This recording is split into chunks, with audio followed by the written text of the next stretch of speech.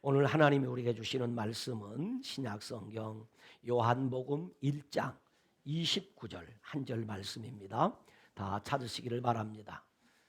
온라인 예배를 하신 분들도 성경을 찾으시기 바랍니다. 요한복음 1장 29절입니다. 어디서 쓰면 한 목소리로 읽습니다. 시작.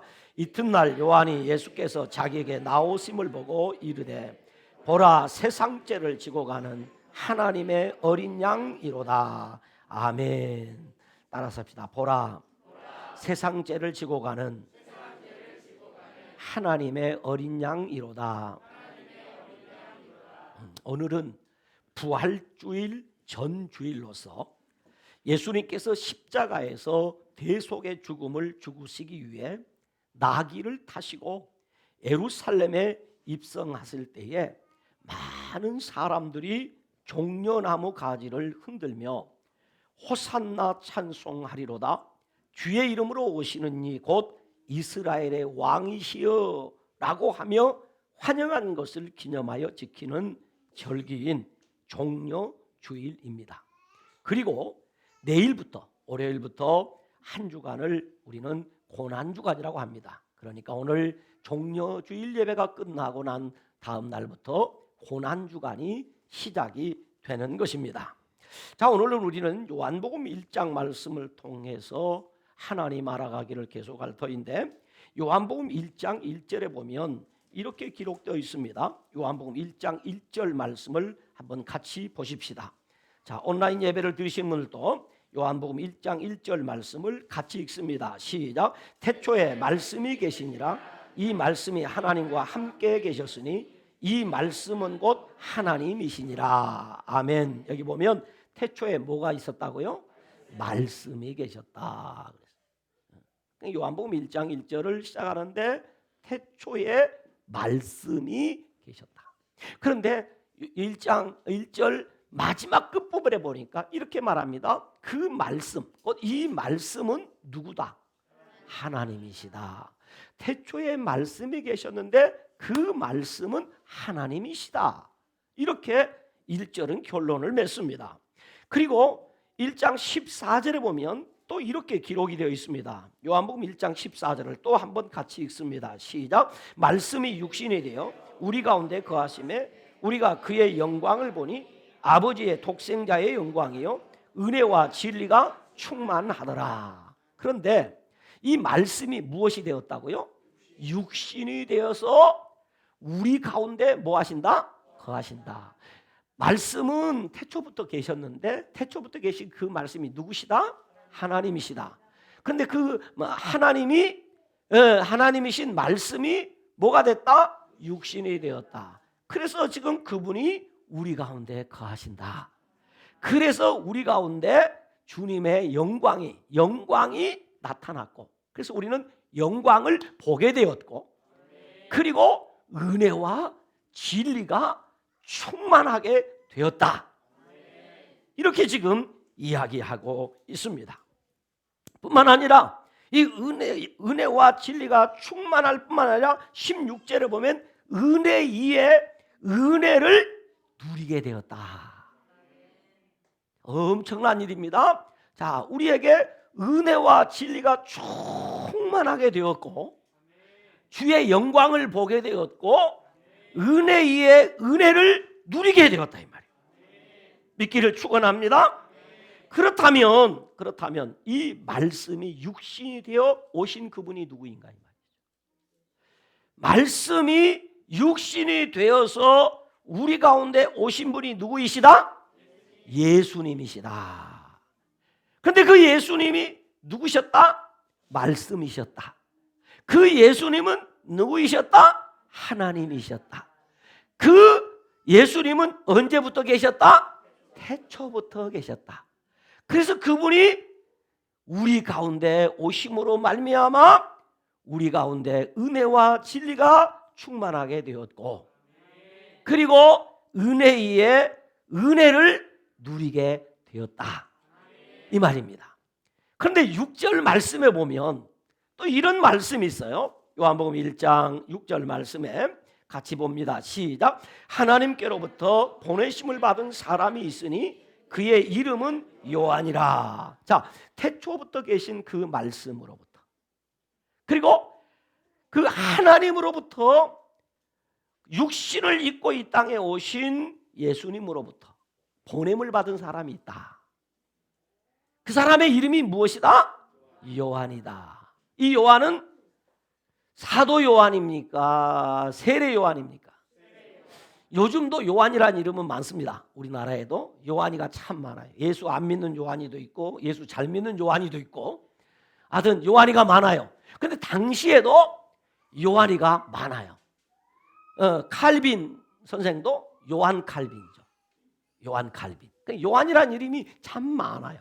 그 요한이라는 사람 가운데 유명한 사람이 두 사람 있는데, 한 사람은 사도 요한이고 또 한 사람은 세례 요한인데, 오늘 여기 요한복음 1장에서 말하는 요한은 세례 요한입니다. 그리고 요한복음을 기록하신 요한은 누구 요한?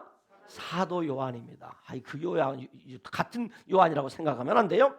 사도 요한이라는 사람이 하나님께로부터 보냄을 받아왔다. 그런데 오늘 19절 이하의 말씀에 보면 어느 날 이 유대인들이 제사장들과 레위인들을 요한에게 보냅니다. 그래서 그 제사장과 이 레위인 몇 사람이 요한에게 찾아와서 묻습니다. 당신은 누구요?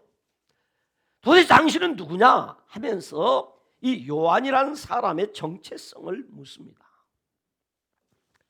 그러자 이 요한이라고 하는 사람이 나는 누구냐 하면 주의 길을 곧게 하라고 광야에서 외치는 자의 소리입니다.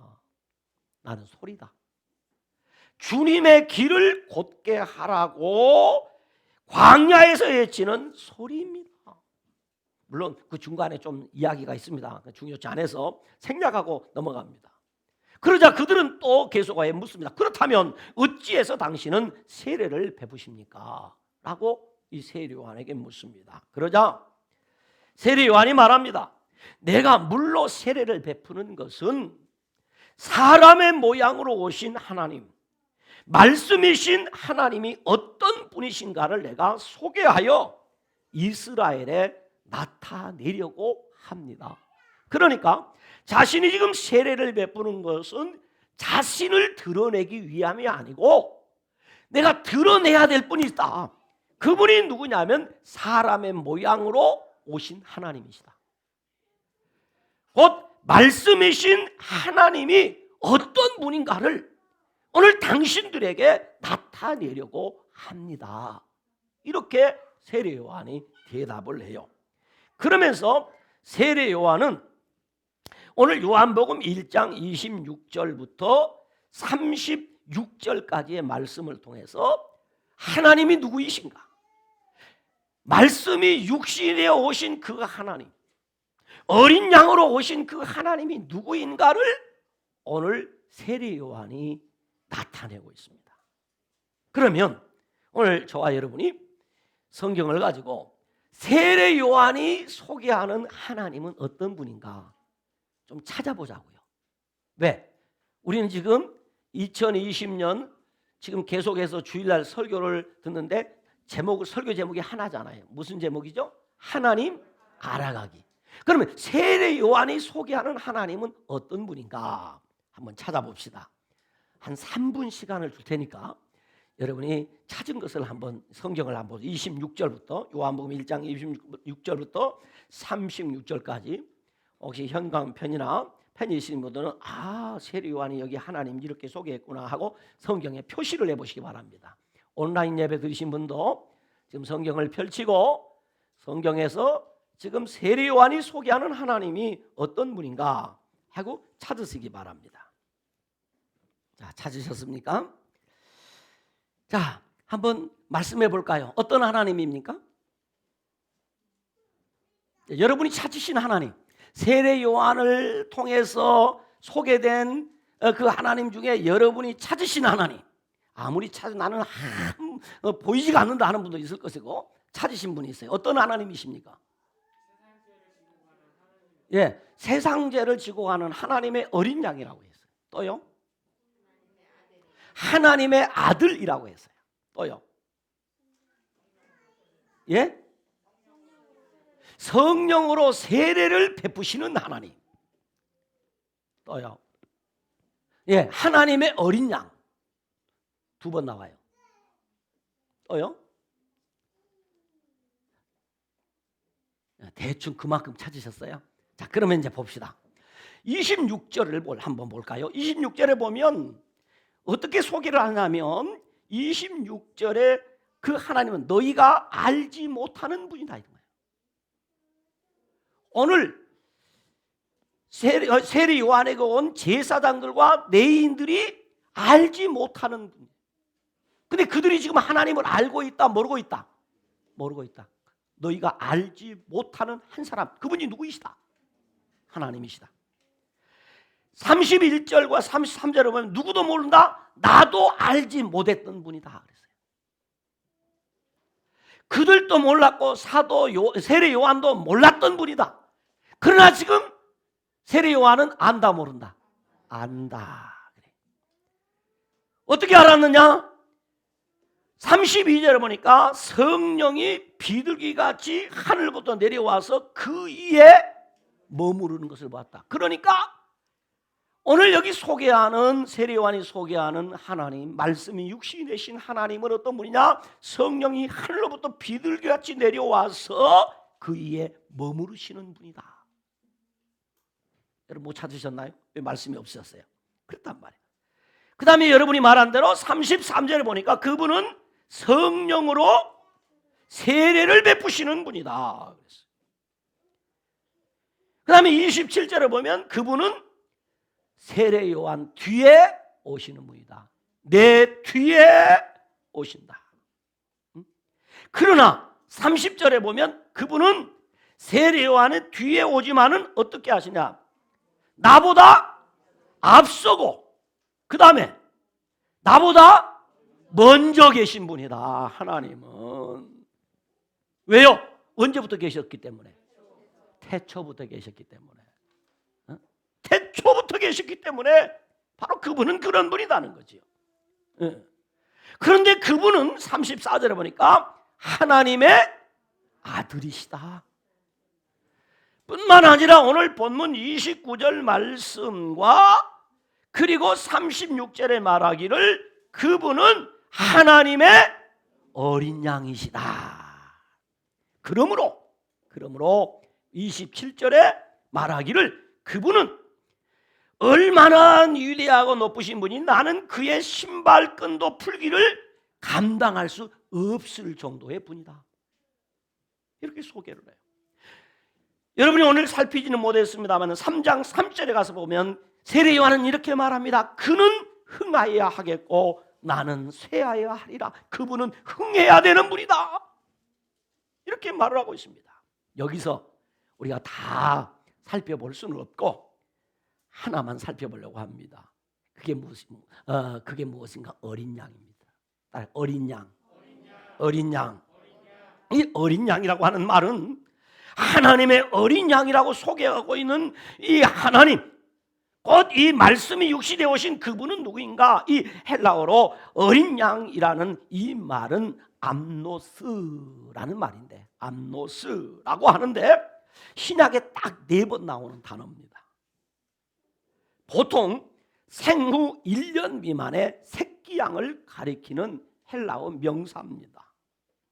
그런데 이 암노스라고 했을 때 이것은 하나님께 드려지는 흠도 없고 점도 없는 제물로서의 어린 양을 가르칠 때에 헬라어 성경에 암노스라는 단어를 쓴다 이 말입니다.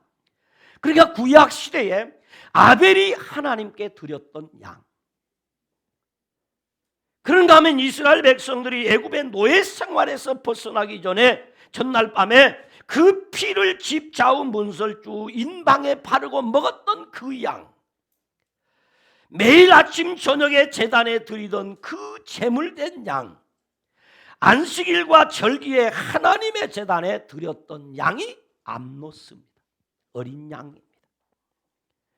그런가 하면 이사야 50장 7절에 보면 도살자에게로 끌려가는 어린 양, 털 깎는 자 앞에서 잠잠하던 그 어린 양, 베드로전서 1장 9절에 보면 흠도 없고 점도 없는 어린 양입니다.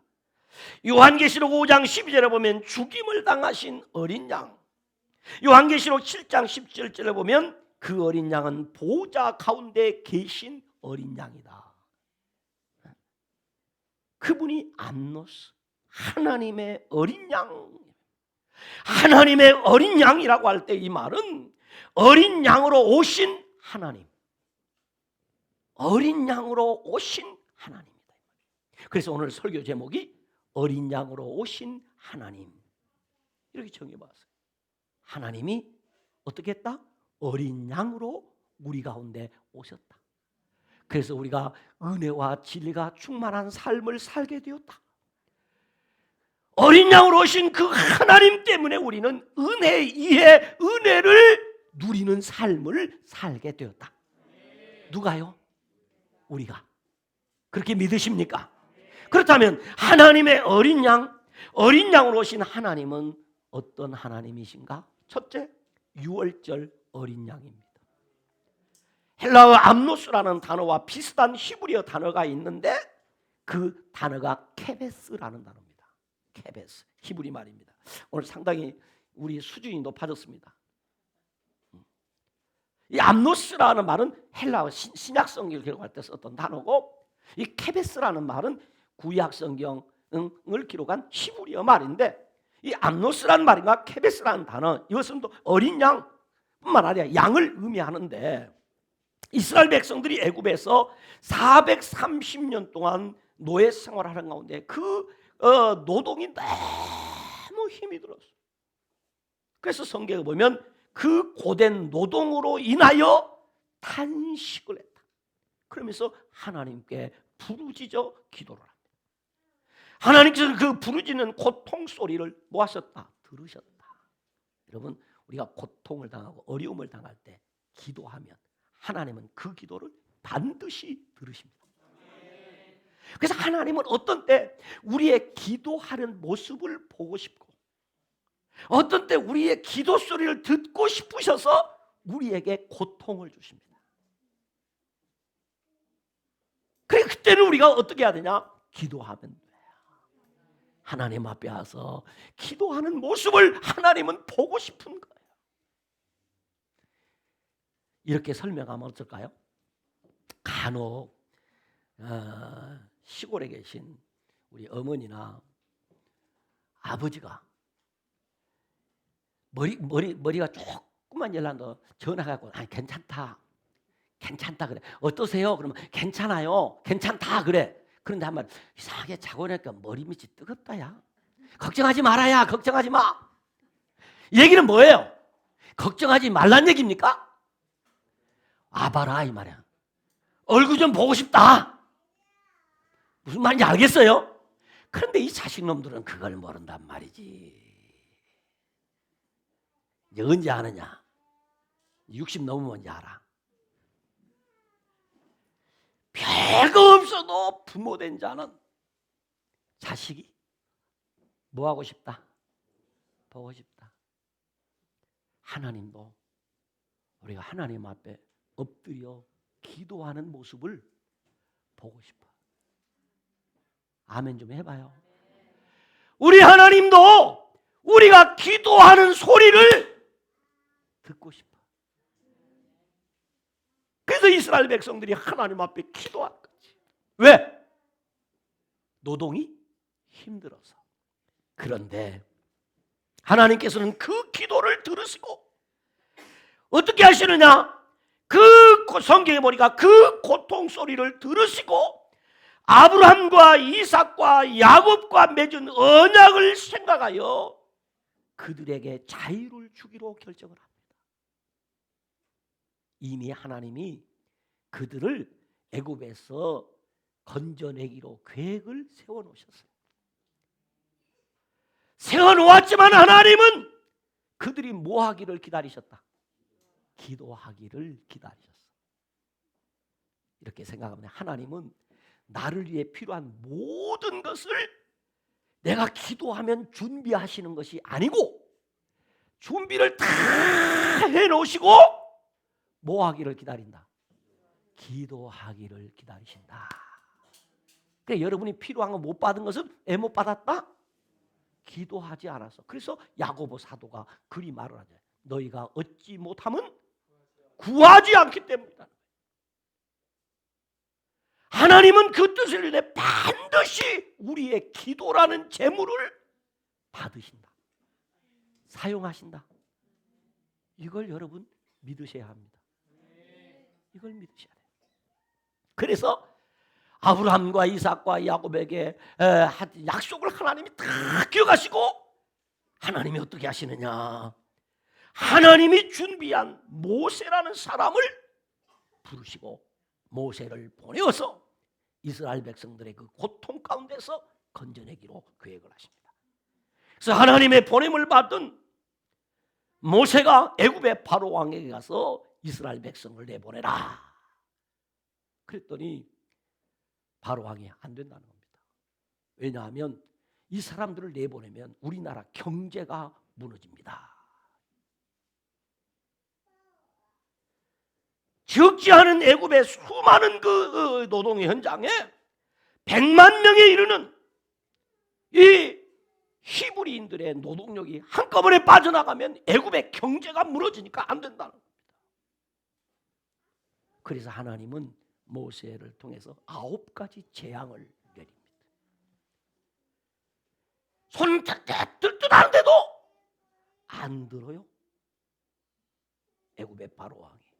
그러자 하나님이 마지막 준비한 무기를 씁니다. 그때 동원된 하나님의 무기가 바로 유월절 어린 양이었습니다. 히브리인들에게 말합니다. 흠없고 점없는 1년 된 수컷 양이나 염소를 잡아 그 피를 집 좌우 문설주와 임방에 바르고 그 고기를 먹도록 해라. 이 중요한 것은 그 피를 집 문설주와 임방에 바르는 것이었습니다. 그 밤에 하나님이 진노하셔서 재앙으로 애굽인들을 칠 때 죽음의 사자가 집을 방문해서 어느 집을 막론하든지 장자를 다 죽이겠다는 겁니다. 그런데 어느 집이든지 장자가 없는 집이 있습니까?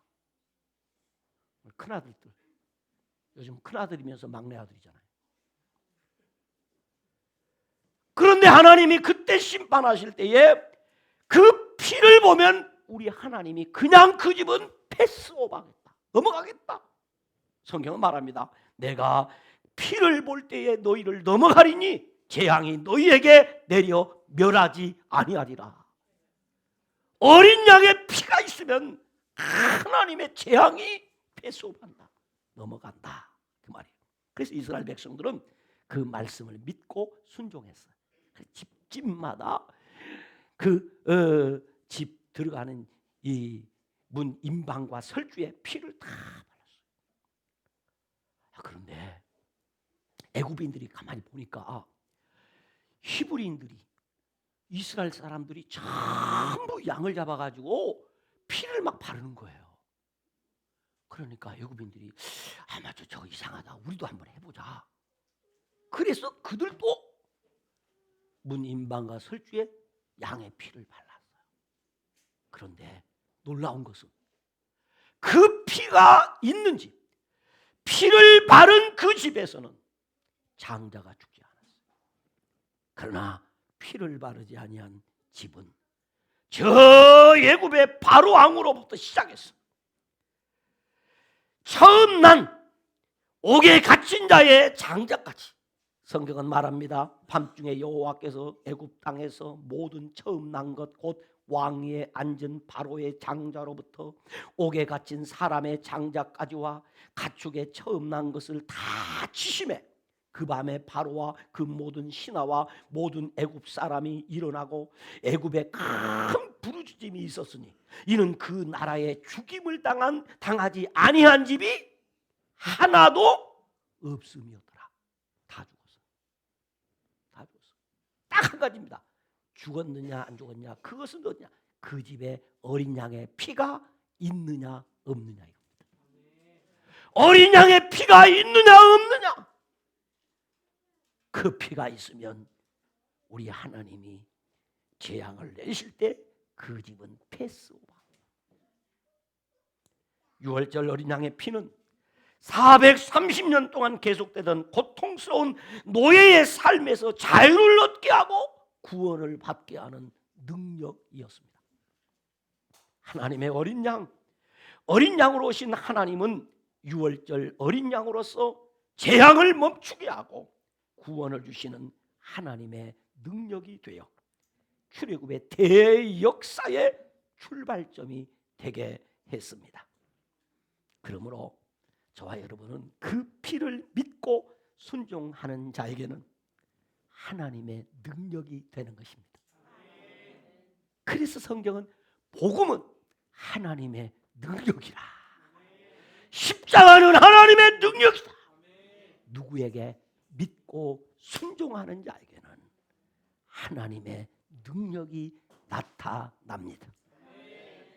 두 번째는 속죄양입니다. 구약시대 이스라엘 백성들은 죄 용서를 받기 위해서 흠없고 점없는 암염소나 어린 양을 잡아서 하나님의 제단 앞에 피 흘려 바치는 것이었습니다.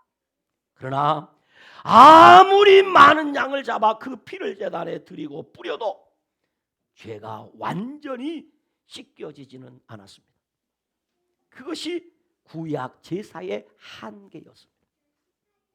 그러나 어린 양으로 오신 하나님이신 예수님께서는 단번에 자기를 들여서 영원히 온전하게 하셨습니다. 성경은 말합니다. 오직 자기의 피로 영원한 속죄를 이루사 단번에 성소에 들어가셨다고 말합니다. 계속해서 성경은 말합니다. 예수 그리스도의 몸을 단번에 들이심으로 말미암아 우리가 거룩함을 얻었노라 라고 했습니다. 때문에 세례 요한은 예수님께서 자기에게 나오심을 보고 말합니다. 보라, 세상 죄를 지고 가는 하나님의 어린 양이로다. 보아라, 세상 죄를 지고 가는 하나님의 어린 양이로다. 예수님께서도 스스로 말씀하시기를 인자가 온 것은 섬김을 받으려 함이 아니다. 도리어 섬기려 하고 자기 목숨을 많은 사람의 대속물로 주려 함이라. 그렇습니다. 어린 양으로 오신 하나님이신 예수님께서 속죄양이 되셔서 우리를 대신하여 십자가에 달려 죽으심으로 우리의 허물과 죄로 죽었던 우리를 살려주셨습니다. 그 예수를 믿음으로 우리는 새 생명을 얻게 된 것입니다. 세상 풍조를 따르고 공중 권세 잡은 자를 따르던 불순종의 아들들, 진노의 자녀들을 그리스도와 함께 살려주셨습니다. 그리고 은혜의 선물로 믿음을 주셔서 구원을 얻게 해주셨습니다. 그러므로 어린 양으로 오신 그 하나님, 믿고 순종하는 자에게 하나님의 능력이 되는 것입니다. 마지막으로 어린 양으로 오신 하나님은 아사셀 양입니다. 아사셀 양.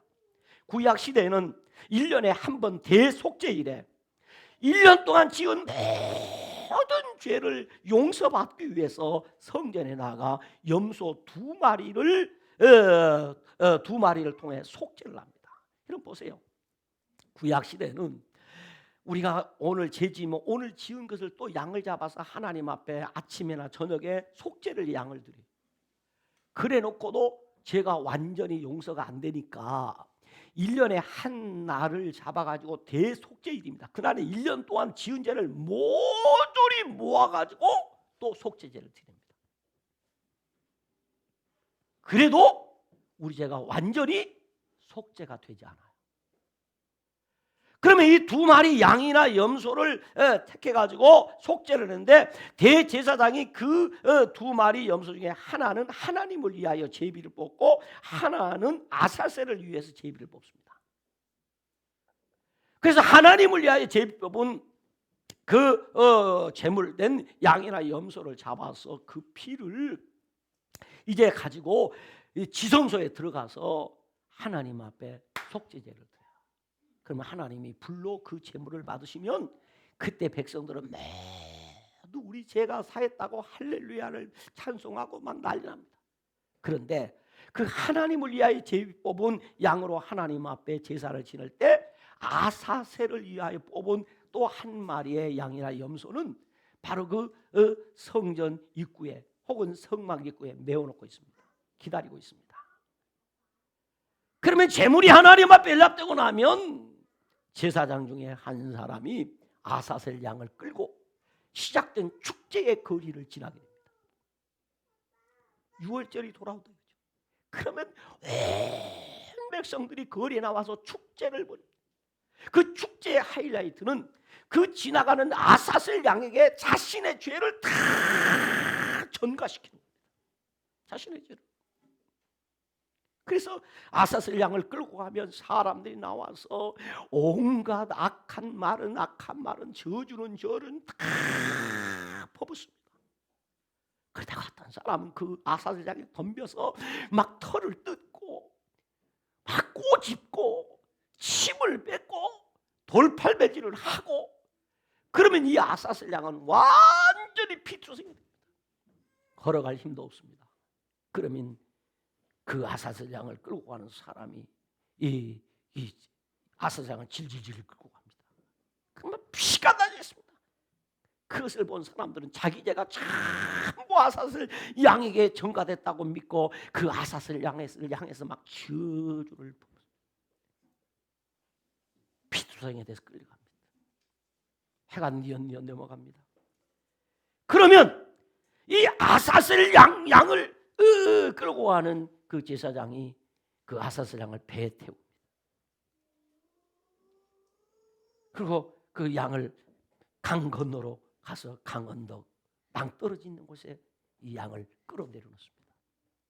그때 양은 직감합니다. 아하, 내가 버려지는구나. 짐승도 알아요. 짐승도 알아.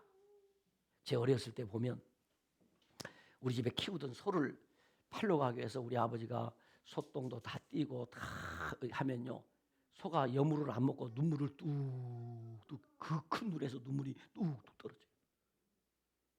알아. 아, 나 팔러 가는구나. 다 아는데 누구만 모르냐? 우리만 몰라. 우리만 몰라. 아사셀 양이 직감합니다. 울기 시작합니다.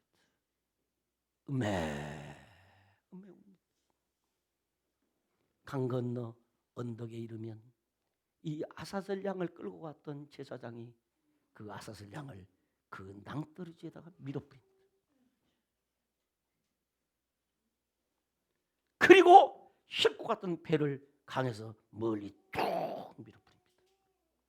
그러면 마지막 살겠다고 아사셀 양은 음매 소리를 반복합니다. 어디선가 피냄새를 맡은 들짐승들이 득달같이 덤벼서 상처투성이가 된 아사셀 양을 칼기각이 찢어 먹습니다. 혹 들짐승이 나타나지 아니한다 할지라도 그 아사셀 양은 그 광야에서 그리 죽어가는 것입니다. 그 양이 어린 양으로 오신 예수님이 가셨던 골고다 언덕입니다. 그래서 사람들은 예수님의 죄가 아니라 자신의 죄를 토해내면서 예수님에게 온갖 저주의 말을 퍼붓고 예수님을 채찍으로 치고 예수님에게 가시 면류관을 씌우고 예수님에게 온갖 돌팔매질을 다 했던 것입니다. 왜냐하면 그 예수님은 우리의 죄악을 짊어지셨기 때문입니다. 그리고 우리 예수님은 고난의 험한 골고다 언덕길을 올라가셨습니다. 그 언덕에서 죽음의 낭떠러지로 그만 예수님은 떨어졌습니다. 버려진 아사셀 양이 그 광야에서 황량한 찬바람을 맞으며 그를 잡아먹기 위해 달려오는 들짐승들의 소리에 놀라 음매하고 울부짖는 것과 같이 우리 예수님은 그 십자가에 낭떠러져서 엘리 엘리 라바 사박다니, 나의 하나님 나의 하나님 어찌하여 나를 버리셨느냐고 절규하신 것입니다. 바로 우리 예수님은, 어린 양이 되어 오신 그 하나님은 우리의 사슬 양이 되셨던 것입니다. 그러므로 그 어린 양이 되신 하나님을 우리가 믿고 순종하는 자에게는 하나님의 능력이 나타나는 것입니다. 사랑하는 성도 여러분, 우리는 어린 양으로 오신 하나님, 사람의 모양으로 오신 예수 그리스도를 믿음으로 구원을 받았습니다. 의롭다 하심을 얻게 되었습니다. 하나님의 자녀가 되었습니다. 천국 백성이 되었습니다.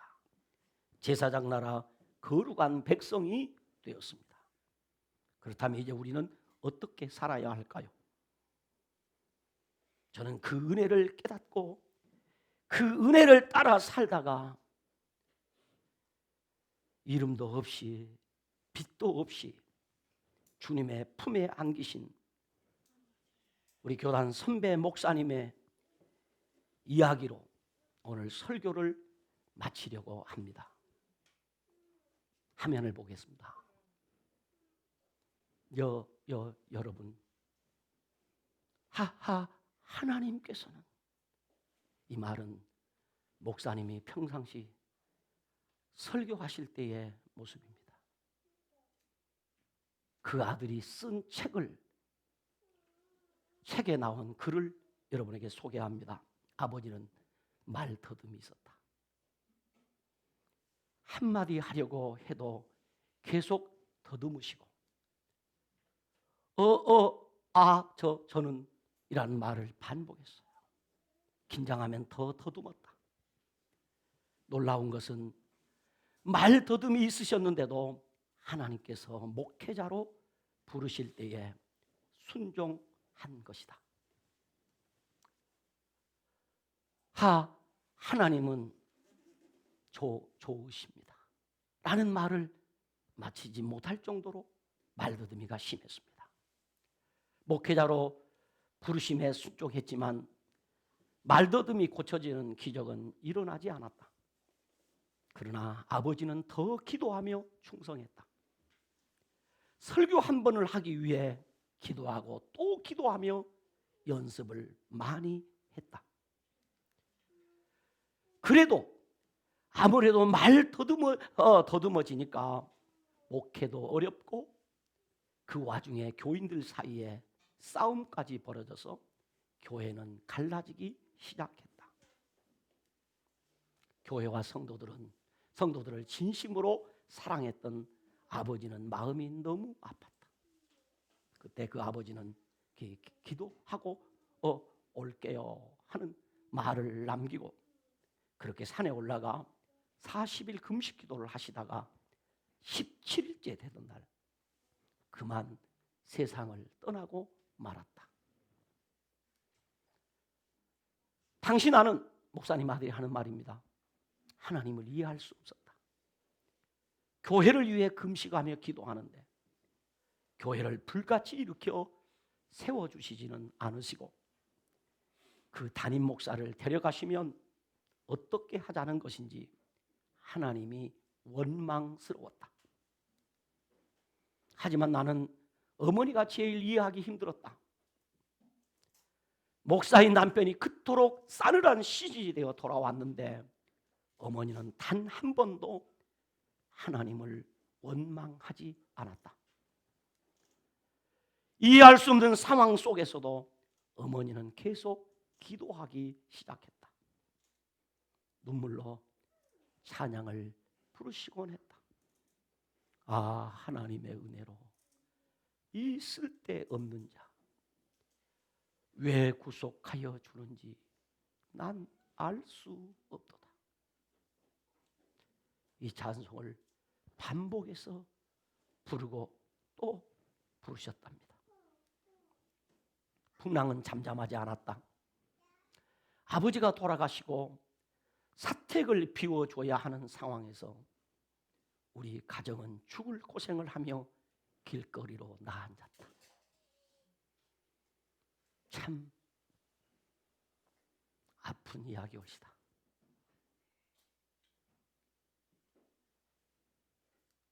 하지만 아버지의 기도의 열매가, 그리고 늘 돌보실 것을 믿는 어머니의 믿음이 오늘 나를 잊게 만들었다. 아들의 고백입니다.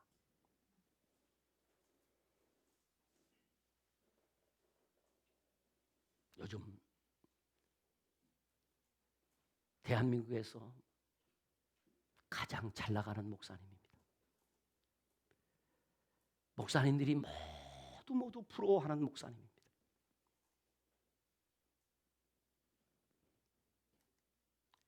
사람의 눈으로 보기에는 절망과 이해할 수 없는 상황이었지만 주님은 그 속에서도 우리를 돌보시며 다 보고 계셨다.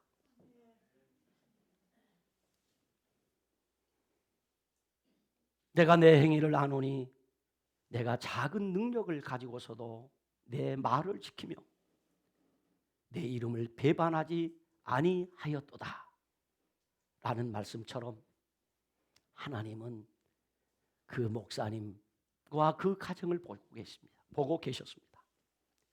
이 내용은 보화심이라고 하는 책에 나온 내용인데, 분당 우리 교회를 심호하시는 이찬수 목사님 아버지 이야기입니다. 그 아버지는 우리 교단 목사님이셨습니다. 시골 작은 교회를 섬기셨는데 이 고생을 하다가 교회를 제대로 읽어보지도 못하고 교인들이 서로 싸우는 바람에 금식기도 가서 17일 만에 싸늘한 시신이 되어 돌아오신 목사님 이야기입니다. 그래서 그 아들은 나는 절대로 목사가 되지 않겠다고 다짐하고 또 다짐했지만 하나님은 그 목사님의 아들을 부르셔서 그 아버지가 뿌린 눈물의 씨의 열매를 반드시 거두어야만 하기에 그 열매를 거두게 하셨습니다. 아니, 지금도 거두고 계십니다.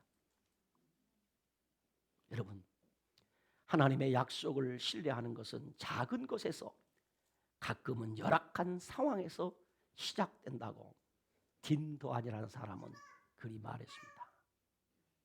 하나님의 약속을 신뢰하는 것은 큰 것에서가 아니라 작은 것에서, 가끔은 열악한 상황에서 시작된다는 이야기입니다. 하나님이 허락하신 모든 일에 이유가 있다는 사실을 빨리 깨달으면 좋을 텐데요. 마지막에 우리는 알게 될 것이다. 카터 콜로지라는 사람이 한 이야기입니다.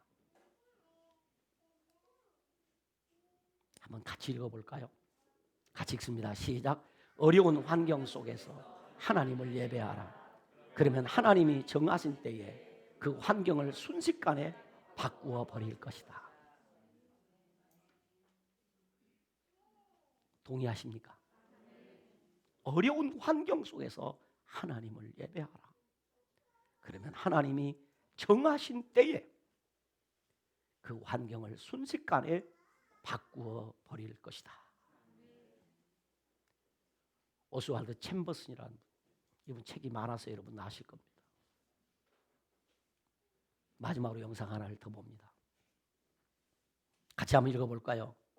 부족한 것일지라도 거룩함으로 드릴 때 하나님은 그것을 통해 내 삶을 빚으시며 최고의 것으로 이루신다. 그렇습니다. 그렇습니다. 왜 이 모든 일이 가능해지는지 아십니까? 어린 양으로 오신 하나님 때문입니다. 어린 양으로 오신 그 하나님 때문에 이 일이 가능하게 된 것입니다. 여러분, 때로는 우리가 믿음을 지켜 산다는 것이 참 쉽지 않습니다. 요즘같이 좋은 시대니까 누리며 살면 다 되는 것으로 생각이 됩니다. 아닙니다. 반드시 하나님은 우리로 하여금 눈물의 씨를 뿌리게 하셔서 기쁨의 단을 거두도록 하십니다. 그래서 우리는 부족하지만 연약하지만 한 주간 기도하며 함께 걷는 예수님의 길이라는 주제로 고난 주간 특별 새벽 기도를 하려고 합니다. 보이는 곳에서 보이지 않는 곳에서 우리 하나님 앞에 우리가 믿음을 지켜가며 주의 고난에 같이 동참하는 그런 경건한 한 주간이 되기를 주님의 이름으로 부탁합니다. 기도하시겠습니다. 하나님 아버지, 은혜를 참 감사하고 감사합니다. 우리 앞서 걸어갔던 우리의 경건한 신앙의 선배들처럼 세상 영광이 아니라 세상의 부귀가 아니라 주님의 말씀이기에 믿고 순종하며 걸어가는 우리의 신앙 여정이 되게 하여 주시옵소서. 눈물의 씨를 심기를 싫어하는 시대에 살고 있지만 그래도 우리는 눈물의 씨를 뿌리는 삶을 살기를 소원합니다. 기쁨의 단을 거두기 전에 눈물의 씨를 뿌려야 되는 당연한 원리에 순종하기를 원합니다. 우리 주님이 고난의 길을 걸어가셨기에, 십자가의 길을 걸어가셨기에 우리가 영광스러운 구원의 자리에 이르게 된 것을 믿습니다. 주님, 우리도 주님 말씀에 순종하며 살기를 원합니다. 우리에게도 은혜를 내리고 주시옵소서. 우리에게도 하나님의 능력이 나타나는 삶이 있게 하여 주시옵소서. 믿고 순종하는 자에게 하나님의 능력이 나타난다고 하는 이 평범한 진리가 실제가 되게 하여 주시옵소서. 우리의 삶의 고백이 되게 하여 주시옵소서.